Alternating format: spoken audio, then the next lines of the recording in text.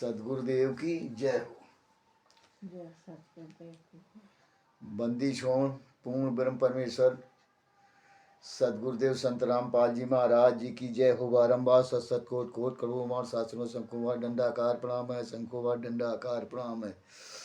मेरे इष्टदेव आराध्य शंकर मोचन पूर्ण ब्रह्म परमात्मा बंदी छोड़ परमेश्वर कबीर साहब जी की जय हो। बारम्बार सत कोट कोट करो मार शास्त्रों शंकुवार दंडाकार प्रणाम है। शंकुवार दंडाकार बंदी छोड़ संत गरीबदास जी महाराज जी की जय हो। स्वामी राम देवानंद बाबा गुरु महाराज जी की जय हो।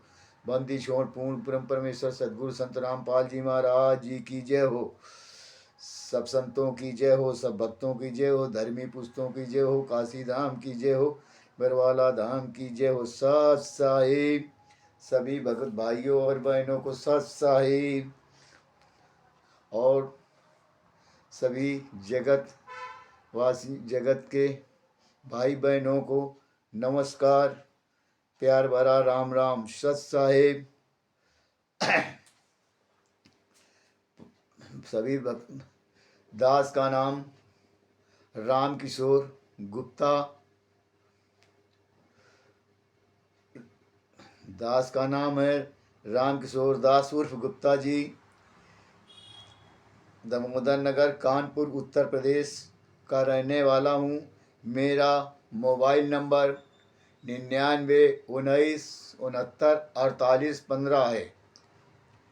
9919694815 और सभी भगत भाइयों से निवेदन है, जगत के लोगों से भी निवेदन है कि वीडियो को देखें, पूरा देखें, लाइक करें, सब्सक्राइब करें और कमेंट करना न भूलें। सत साहिब अब भगत भाइयों, ये ज्ञान अमृत पुस्तक है। ज्ञान अमृत एवं षड्यंत्र का विष नामक पुस्तक है और इस पुस्तक के परमात्मा की कृपा से सलाह देने वाले और रचयिता लेखक, सलाह देने वाले भक्त और लेखक कौन है? इस सलाह देने वाले हमारे गुरु भाई गुरु भाई रामचंद्र दास यादव जी, आवास विकास हंसपुर कानपुर के रहने वाले हैं और उनको परमात्मा की कृपा से कहीं से किसी भगत के द्वारा ये कोर्ट के जजमेंट की फाइल आई और उस फाइल को इन्होंने देखा, पढ़ा, समझा और इसके फाइल फिर इसके बाद हाई कोर्ट के सीनियर एडवोकेट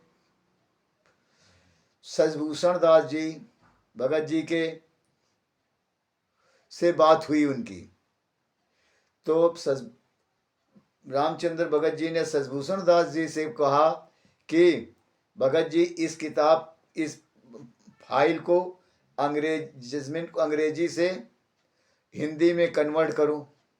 भगत जी ने कहा बहुत दिन समय लगेगा, तो कहें एक एक पन्ना रोज करो, चाहे जितना समय लगे भगत जी, इसको कन्वर्ट करना है और पुस्तक बनवाना है। तो भगत जी सजभूषण दास को इस पुस्तक हिंदी में कन्वर्ट करने के लिए 8 महीने लगे और परमात्मा की ऐसी रजा थी, ऐसी कृपा थी और ये समय के इंतजार था कि इस समय ये होगा परमात्मा की कृपा से। तो परमात्मा ने अपने भक्त सजभूषण दास जी को प्रेरणा की कि इस पुस्तक का अंग्रेजी से हिंदी में कन्वर्ट करके तैयार करो, पुस्तक बनवाओ। तो भगत जी ने इस 8 महीने में कन्वर्ट किया हिंदी में और ये ज्ञान अमृत एवं षड्यंत्र का विष पुस्तक बनवाई गई। इसमें भगत भाइयों के लिए ज्ञान है और षड्यंत्रकारियों के लिए बिल्कुल जहर, इसीलिए इसका नाम षड्यंत्र का विष है। तो उन मैनेजमेंट के लिए, राष्ट्रीय समाज सेवा समिति के गुंडों हत्यारों के लिए ये बिल्कुल जहर है, विष है। इसलिए वो बौखला गए हैं और कहते हैं कि इसमें कोई इसको पढ़ेगा तो नाम खंड हो जाएगा। अरे नाम खंड कैसे हो जाए? गुरुजी हमारे कहते हैं कि किताब चाहे जो पढ़ो और जो समझ में आए वचनों और ज्ञानों के अनुसार, तो सार को गई ले और थोथा दे उड़ाए। अरे अपने सार अपने पास रखो, बाकी तुझसे क्या मतलब, छोड़ दो। परमात्मा जी तो पढ़ने में कोई ना नाम खंड होता है ना कुछ खंड होता है। अरे सतगुरु जी हमारे जेल में बैठे, नाम खंड हो गया। अरे नाम तो पहले ही खंड हो गया था। किसका नाम सही है? कौन नाम देने वाला फर्जी था? गुरुजी ने नाम दिया था, ये फर्जी नाम मिला तो खंड तो पहले है। अब जिसको ना मानना हो वो अपने मन की करे, कोई बात नहीं। तो ये एक मरतबे ये किताब ज्ञान अमृत एवं खेड़न का 20 पुस्तक पढ़ें और इसमें सदगुरुदेव जी को कैसे फंसाया गया, झूठा केस लगा के फंसाया गया है, वो 429/30/2014 का जजमेंट पढ़ें। तो इसमें छुड़ानी धाम से करौथा 2006, 2009, 2013 का पूरा और बरवाला कांड का पूरा विवरण है, सच्चाई है। जब सच्चाई लगे तो पढ़ें और गुरु जी के पाले में आए, नहीं तो काल के पाले में बने रहें। सत्संग। और भगत भाई जी, हम छोटा सा एक वीडियो बनाने जा रहे हैं। वीडियो का शीर्षक है पार्ट 2, 2014 ईस्वी के बरवाला कांड घटना होने का वास्तविक कारण। सत्संग। हुआ यूं कि सतलोक आश्रम की सुरक्षा में हाई कोर्ट चंडीगढ़ के सख्त आदेश के अवलोक में हरियाणा सरकार का मुख्य सचिव अपनी नौकरी जाने के डर से 5000 पुलिस को करौथा आश्रम के चारों ओर लगा दिया था और अपना कार्य सोचे कि पुलिस प्रशासन हर समय जैसे पिछली तरह भाग था कि कोई नहीं बोलेगा। वो हरियाणा के मुख्यमंत्री के द्वारा लगाई गई थी तो कुछ नहीं बोलेगा कि तो समय की बात केवल दिखावटी रूप से लगाए गए हैं। किंतु इस बार हाई कोर्ट के आदेश से वहां की स्थिति बदल गई थी और गांव वालों तथा पुलिस प्रशासन के बीच भयंकर विस्फोट हो गया और अपने आत्मरक्षा में पुलिस प्रशासन ने गोली चार्ज की, जिसमें 3 लोगों की मृत्यु एवं 102 लोग घायल हो गए। और सन 2006 ईस्वी के करौथा कांड में जब जमानत पर रिहा होकर 2008 ईस्वी में जेल से बाहर आए तो रोहतक न्यायालय ने संत रामपाल जी महाराज जी को व्यक्तिगत हाजिरी से स्थायी रूप से छूट दे रखी थी। इस व्यक्तिगत हाजिरी से छूट देने का तात्पर्य होता है कि मुकदमे के बीच विचारण के दौरान अभियुक्त को प्रत्येक तिथि पर फिजिकली रूप से हाजिर होना आवश्यक है।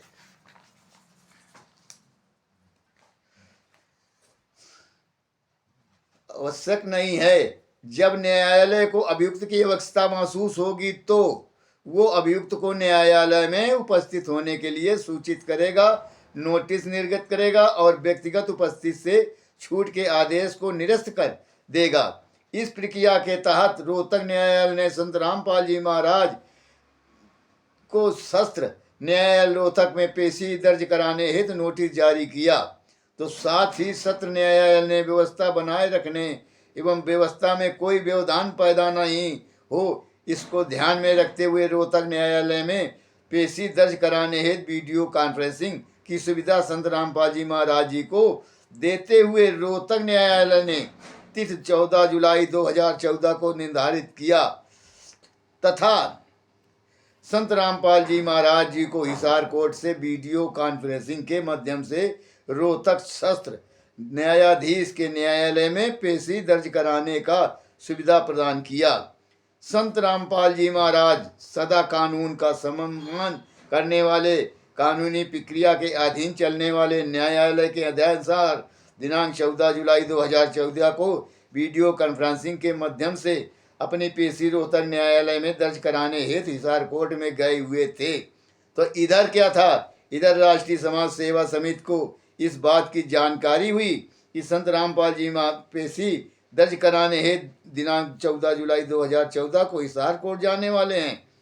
तो राष्ट्रीय समाज सेवा समिति के अपने षड्यंत्र एवं साजिश के तहत संत रामपाल जी के बिना जानकारी व सहमति के चुपके पूरे देश विदेश में भक्तों को सूचित कर झूठा आदेश बताकर कि संत रामपाल जी महाराज का आदेश है कि 14 जुलाई 2014 को हिसार में सभी अनुयायियों को पहुंचना है और रोहतक में भी पहुंचना है। इस बात की सूचना सभी अनुयायियों तक पहुंचाने के लिए माध्यम बनाया। बेचारे परमात्मा के भोले भगत गण RTPLS समिति के षड्यंत्र के बेखबर अपने सदगुरुदेव जी का आदेश जानकर दिनांक 14 जुलाई 2014 के एक दिन पूर्व में ही हिसार पहुंच गए और राष्ट्रीय समाज कुछ बहुत से भगत, लाखों भगत और को सूचना थी कि रोहतक कोर्ट में पहुंचना है, तो रोहतक में वहाँ हाजिर हुए थे जाके सब भगत। समाज सेवा समिति के अपने काले काइट कमांडों के सहयोग से दिनांक 13 जुलाई 2014 की रात से ही जुलूस के माध्यम से उत्पात मचाना शुरू कर दिया। दिनांक 14 जुलाई 2014 को राष्ट्रीय समाज सेवा समिति के आदेश पर ब्लैक काइट कमांडो द्वारा हिसार कोर्ट कॉन्फ्रेंस को चारों ओर से घेर अपने कब्जे में ले ली गई तथा ब्लैक काइट कमांडो द्वारा वकीलों को हिसार कोर्ट कैंप्स के अंदर जाने से रोके जाने लगी और उनकी पहचान पत्र दिखाने को कहा जाने लगा कि जिस अधिवक्ता द्वारा पहचान पत्र नहीं दिखाया जाता उसे कोर्ट कैंप्स में अंदर जाने की नहीं दी जाएगी। इससे खिन्न अधिवक्ता एवं TPLS समित ब्लैक काइट कमांडो के बीच हाथापाई धक्का मुक्की झड़प हो गई। संत रामपाल जी महाराज जी के अनुयायी वास्तविकता से बेखबर राष्ट्रीय समाज सेवा समिति का साथ देते संत रामपाल जी महाराज जी का जयकारा लगा कर संत जी के विपरीत साक्ष्य एकत्रित करवा रहे थे।